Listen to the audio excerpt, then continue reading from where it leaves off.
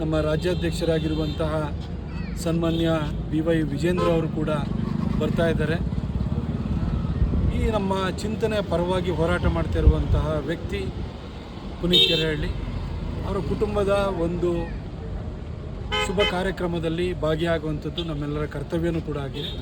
ಹಾಗಾಗಿ ನಾವೆಲ್ಲ ಬಂದು ಅವರ ಸಹೋದರಿಗೆ ಶುಭ ಹಾರೈಕೆಯನ್ನು ಮಾಡಿದ್ದೀವಿ. ಸರ್, ಈಗ ರಾಜ್ಯದಲ್ಲಿ ಕ್ರೈಮ್ ರೇಟು ಮತ್ತು ಗಾಂಜಾದೆಲ್ಲ ಜಾಸ್ತಿ ಆಗಿದೆ ಸರ್. ಇದ್ರ ಮಧ್ಯೆ ಗೃಹ ಸಚಿವರು ಪ್ರತಿದಿನ ಬೆಳಗ್ಗೆ RSS ಬಗ್ಗೆನೇ ಟೀಕೆ ಮಾಡ್ತಾ ಹೋಗ್ತಿದ್ದಾರೆ ಸರಿ. ನಾನು ಹೇಳಿದ್ದೀನಿ, 3 ವರ್ಷಗಳಲ್ಲಿ RDPR ಮಿನಿಸ್ಟರ್ ಆಗಿ IT-BT ಖಾತೆ ಸಚಿವರಾಗಿ ಒಂದು ದಿನವೂ ಕೂಡ ತನ್ನ ಇಲಾಖೆಯಲ್ಲಿ ಮಾಡಿದಂಥ ಘನಕಾರ್ಯದ ಬಗ್ಗೆ ಮಾತಾಡಲಿಲ್ಲ, ತನ್ನ ಸಾಧನೆ ಬಗ್ಗೆ ಮಾತಾಡಲಿಲ್ಲ. ಬೆಳಗ್ಗೆಯಿಂದ ಸಂಜೆವರೆಗೂ ಕೂಡ RSS ಅಂತ ಬಾಯಿ ಬಡ್ಕೊಳ್ಳೋದು ಬಿಟ್ಟರೆ ಏನೂ ಮಾಡಿಲ್ಲ. ಈಗ ಅಂತಹ ವ್ಯಕ್ತಿಗೆ ಗೃಹ ಖಾತೆ ಕೊಟ್ಟಿದ್ದಾರೆ.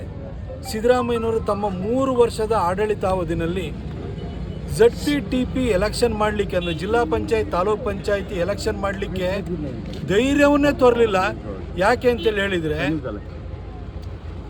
ಪ್ರಿಯಾಂಕಾ ಖರ್ಗೆ RDPR ಮಿನಿಸ್ಟರ್ ಆಗಿ, ರೂರಲ್ ಡೆವಲಪ್ಮೆಂಟ್ ಮತ್ತು ಪಂಚಾಯತ್ ರಾಜ್ ಮಿನಿಸ್ಟರ್ ಆಗಿ ₹1 ಒಳ್ಳೆ ಕೆಲಸ ಮಾಡಿಲ್ಲದಲ್ಲೇ ಇರೋದ್ರಿಂದ ZPTP ಎಲೆಕ್ಷನ್ ಮಾಡಿದರೆ ಕಾಂಗ್ರೆಸ್ ಧೂಳಿಪಟ ಆಗುತ್ತೆ ಅನ್ನೋ ಭಯದಿಂದಾಗಿ ಅವರು ಎಲೆಕ್ಷನ್ ಮಾಡಲಿಲ್ಲ. ಇಂಥ ವ್ಯಕ್ತಿಗೆ ಇವತ್ತು ಹೋಮ್ ಮಿನಿಸ್ಟ್ರಿ ಕೊಟ್ಟಿದ್ದಾರೆ. ನಾನು ಪ್ರಿಯಾಂಕಾ ಖರ್ಗೆ ಅವರಿಗೆ ಭಾಳ ಸರಳವಾಗಿ ಮತ್ತು ಸ್ಪಷ್ಟವಾಗಿ ಇಷ್ಟೇ ಹೇಳಿ ಬಯಸುವಂಥದ್ದು, ದಿನಗೂಲಿಗೋಸ್ಕರವಾಗಿ ಅಥವಾ ತಿಂಗಳ ಸಂಬಳಕ್ಕೋಸ್ಕರವಾಗಿ ದುಡಿಯುವಂತಹ ಕಾರ್ಯಕರ್ತರನ್ನು ಹೊಂದಿರುವಂಥ ಸಂಸ್ಥೆ RSS ಅಲ್ಲ. ಅವರಿಗೆ ಹೆಂಡತಿ ಮಕ್ಕಳು ಚಿಂತೆ ಇಲ್ಲ, ಕುಟುಂಬದ ಚಿಂತೆ ಇಲ್ಲ. ಅವ್ರಿಗಿರೋದು ದೇಶದ ಒಂದೇ ಚಿಂತೆ. ಅವರಿಗೆ ತಿಂಗಳ ಸಂಬಳ ಬರುತ್ತಾ ಇಲ್ವೋ, ದಿನಗೂಲಿ ಸಿಗುತ್ತಾ ಇಲ್ವೋ, ಆ ಥರದ ಚಿಂತೆ ಅಲ್ಲ ಅವ್ರದ್ದು.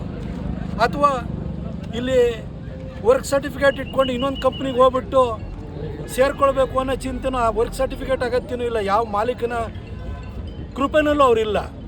ಅವರ ಉದ್ದೇಶ, ಗುರಿ ಇರೋದು ದೇಶ ಮತ್ತು ರಾಷ್ಟ್ರ ನಿರ್ಮಾಣವಾಗಿದೆ. ಇಂಥ ಸಂಸ್ಥೆಯನ್ನು ಹೆದರಿಸಲಿಕ್ಕೆ ಇಂದಿರಾ ಗಾಂಧಿ ಕೈಲೂ ಆಗಲಿಲ್ಲ, ಇಂದಿರಾ ಗಾಂಧಿ ಅಪ್ಪ ನೆಹರು ಕೈಲೂ ಆಗಲಿಲ್ಲ. ಇನ್ನು ಇಂದಿರಾ ಗಾಂಧಿಯ ಮೊಮ್ಮಗಳ ಹೆಸರು ಇಟ್ಕೊಂಡಿರೋ ನಿಮ್ಮ ಕೈಲಾಗುತ್ತೆ ಸರ್. ದಯವಿಟ್ಟು ರಾಜ್ಯದ ಗೃಹ ಸಚಿವರಿದ್ದೀರಿ, ಎಲ್ಲ ಕಡೆಯೂ ಕೂಡ ಡ್ರಗ್ಸ್ ಹಾವಳಿ ಆಗ್ತಾಯಿದೆ. ಮೈಸೂರಿನಲ್ಲಿ ಹಕ್ಕಿ ಪಿಕ್ಕಿ ಜನಾಂಗ, ಕಲಬುರಗಿ ಹುಡುಗಿ, ಅಲ್ಲಿ ಅವಳದು ಹತ್ಯೆ ಆಯಿತು, ಅವಳ ಮೇಲೆ ರೇಪ್ ಆಯಿತು, ಚಿಕ್ಕ ಹುಡುಗಿ ಮೇಲೆ.